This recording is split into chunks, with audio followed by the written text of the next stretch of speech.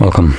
In front of me is a ODYS Thanos 10, and today I'll show you how you can hard reset this tablet through settings.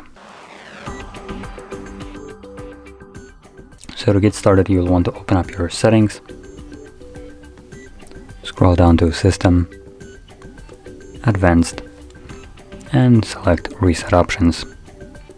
Choose Erase All Data. This will give you a message that Erase All Data will erase everything that is listed right here. So if there is anything of that sort that you'd like to keep, do make a backup copy of it before you begin. Now, assuming you have already made that backup, or you simply don't want to, you can proceed by selecting Reset Tablet at the bottom, erase everything, and this will now begin the process. Now this will probably take a couple minutes to finish up, so just be patient. Once it's completed, we will be presented with Android setup screen. So I'll be back once that is visible.